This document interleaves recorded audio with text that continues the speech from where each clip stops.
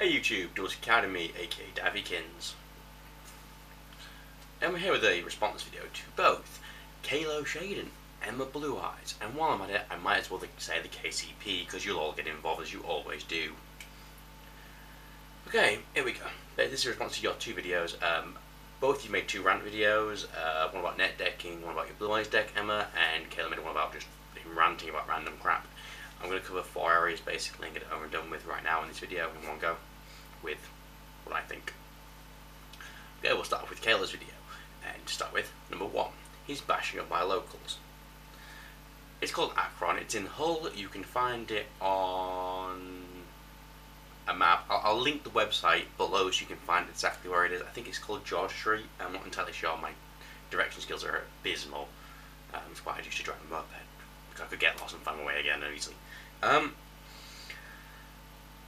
My locals used to be shit, it used to be really, really bad.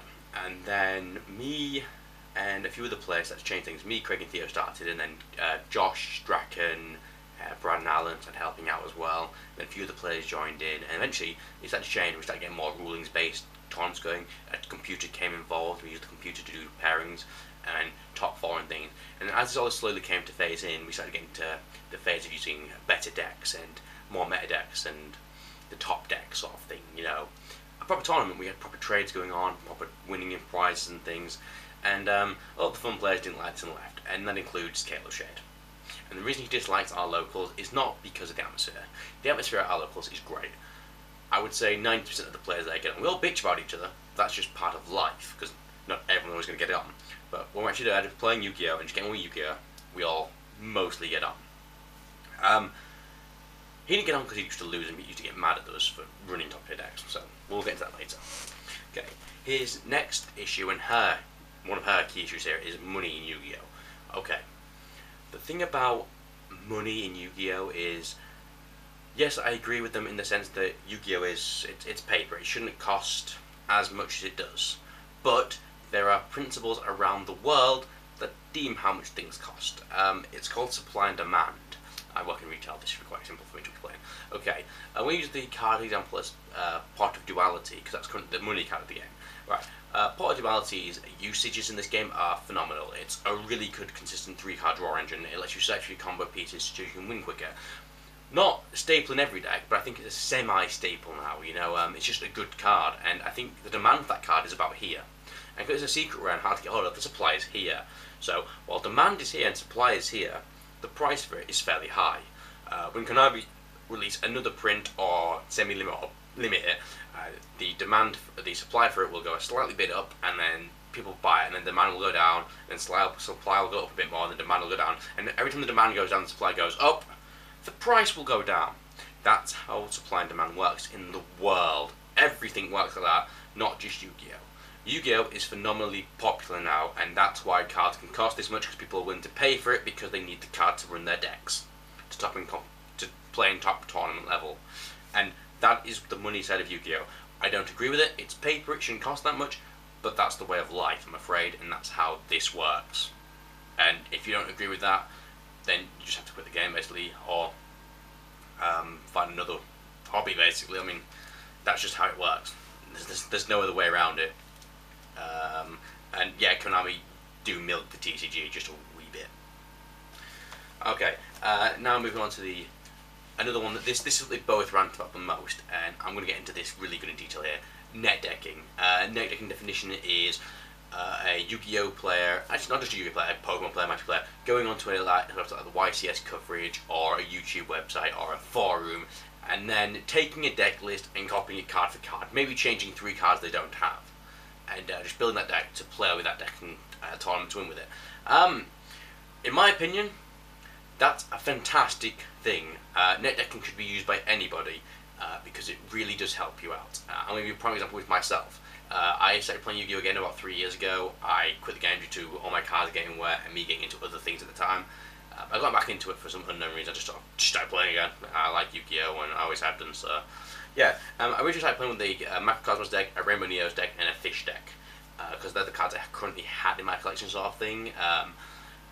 And then a player there called Theo recommended I try a top deck to try and learn some of the basic rulings and fundamentals of the game, and the deck I recommended was Gladiator Beast. So I went on the internet and I found a GB deck list, and I basically went, yeah, I'll copy that identically with what I've got now, and I'll see how it does. At the time, this deck cost me, it wasn't this exact build cost, but it cost me about, I think it was about £40 to build GBs at the time. With Tailor being so popular, GBs weren't really that good, but it was still a good deck.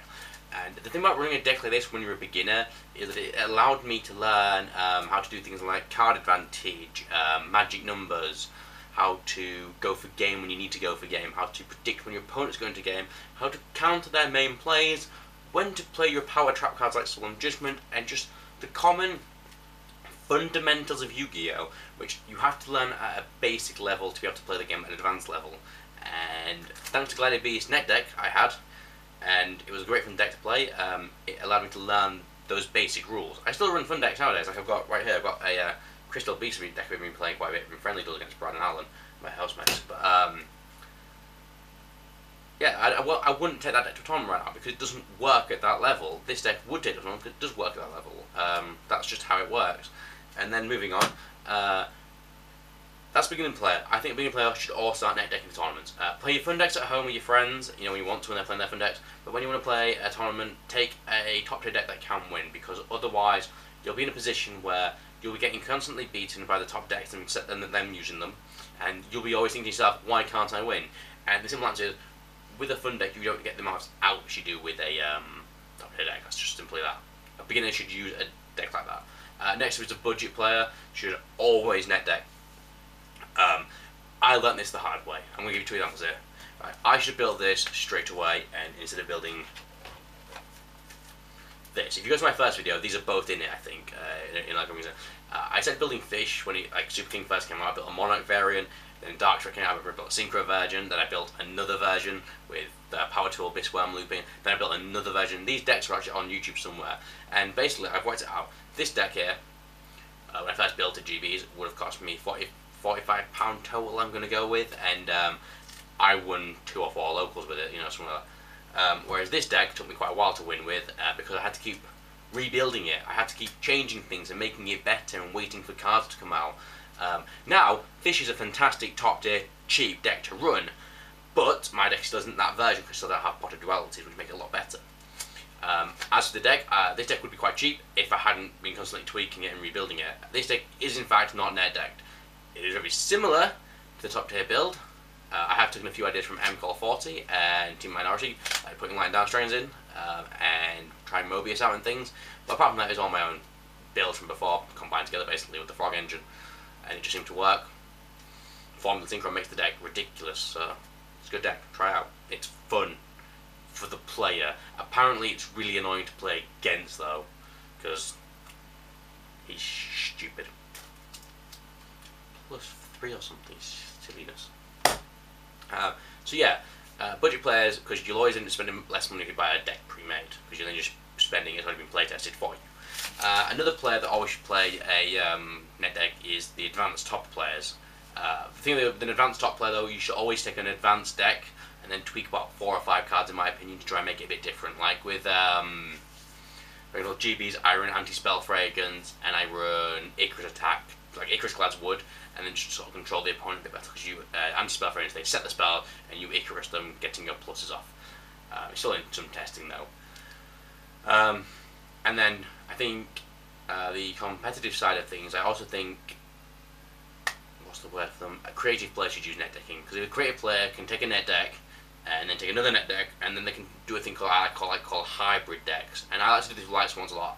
Like I took a Light Swan deck a while back, and in E-Hero deck I made Zero Swans.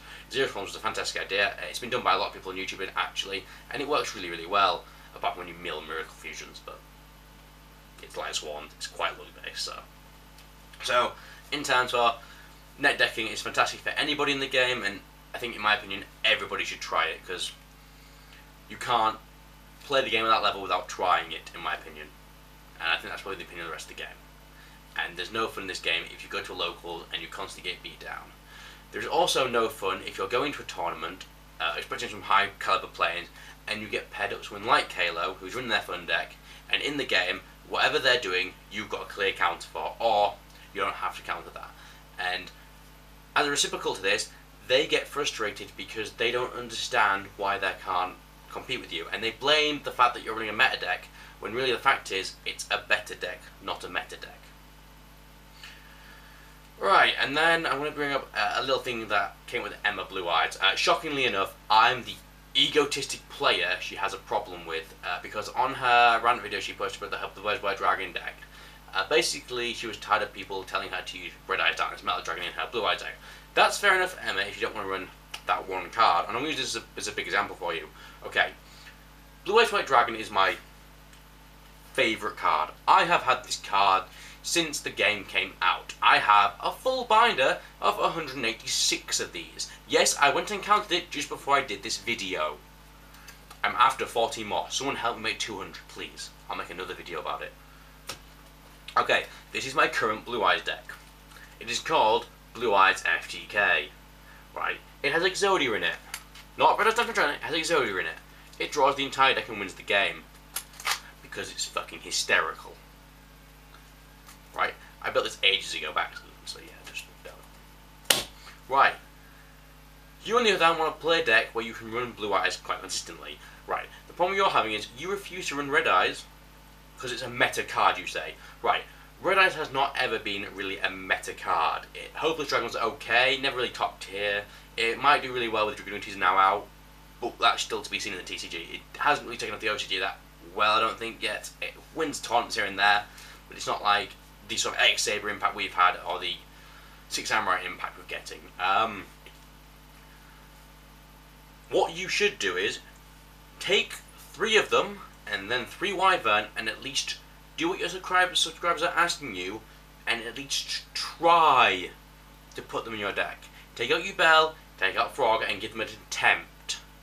It doesn't make it anybody else's idea, because the fact of the matter is, the deck's unbalanced, and it doesn't work. And you'll post up on YouTube, your subscribers come to you and give you ideas, and when you make a rant like that, complaining to them that they're just trying to help you out, that's what makes you a bitch. Because you're complaining at your subscribers for trying to help you, which is what they're there for. And to clarify what actually the argument was, I posted, "Wow, didn't realise you were such a bitch. I mean, really, people, just want to give you advice and feedback. Learn to take criticism and tips well. Your Blue Eyes White Dragon deck is unbalanced and lackluster, and I feel ashamed to see it on YouTube. Look at my binder, which is my Blue Eyes binder, which is quite full. I took 3 regionals with the Blue Eyes White Dragon deck, and I recommend you do go look at Dragon Duelist Girl, because she's really good at the game. She's a really good dragon player, and I'm sure you could get a lot of advice from her. And I highly recommend anyone else watching this video to go look at Dragon Duelist Girl. And then you reply with a very blunt reply saying you're not a bitch, and I try to talk to you and simply say, if I can load the next comment page, it's changed. I tried to say, but you'll be a child, you post on YouTube to get attention and be more involved in the Yu-Gi-Oh world, then say that back to your fans, right? Your response to this was you told me to get lost. You didn't make a civil debate, you didn't try to make a counter-argument explaining why you won't run Red Eyes. Just because it's a meta card does not mean it's bad for your deck. It's a good support card for Blue Eyes. That's the end of it. Right. Other players who net deck, I will honestly admit I don't net deck every deck, but I will do because some decks are good to play. You have to be willing to adjust to the idea of change in this game. And the most annoying thing to be a player from my side of this is to play one of you and have to deal with you whinging and whining that I'm running a top deck and you're running your fun deck and you're not winning, right? I have never been at a tournament and played someone and gone to them, "Your deck's a fun deck, I've got no problem beating that, it's easy." No. In fact, the real matter of the fact is, I would sit there going, "Oh, it's a fun deck, okay, try to play conservatively and take a game when I can, like I would do against any deck, with whatever deck I was playing." And then you would be playing along, and you would think you were doing really well, and then boom, game! And you would play, and Caleb, an example here, would go,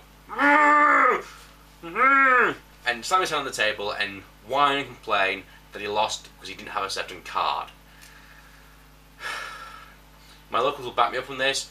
It is 10 times better when players like that don't turn up. There are multiple players in this game, but I rank them in 3 categories. You have the Yu-Gi-Oh player who plays the game because they simply enjoy the game.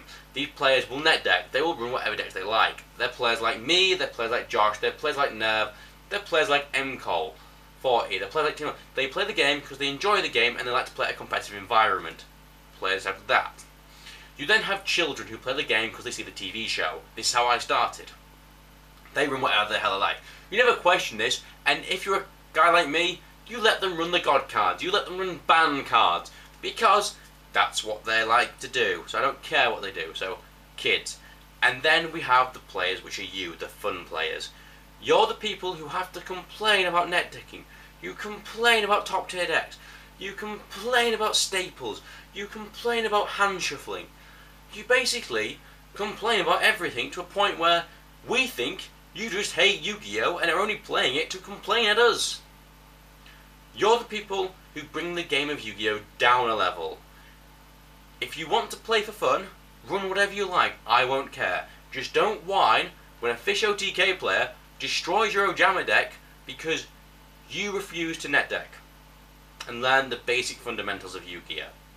That's my opinion on the whole thing. And I know I've rambled like crazy in this video, but I can't really say anything else, so there you go. That is my honest opinion. Net decking is fantastic. Money is stupid, but it's how the world works. My locals is now good. Link in the bottom. You can come watch us play or join in if you really want to. £3 entry is pretty good for a tournament. We get about 20 players. And the KCP, if you want to play your fun decks, do it, but stop whining about net decking. Net decking helps the game evolve. And also, when you build a deck like Celtic Guy and OTK, which is the same concept as Blue Eyes White Dragon Delta Attacker Kalo, that is net decking. Or when you build a deck like Turbo Synchron with Quick Draw, Raikou, Dandelion and Plant Stuff, that's Quick Draw. Just because you change the name doesn't change the fact that the deck is still a Met deck topper deck. Taking ideas and putting them into another deck might be your own idea as well, but it's also a form of net decking. So don't try and play the innocent card all the time. Catch you next time, YouTube, with another rant one day.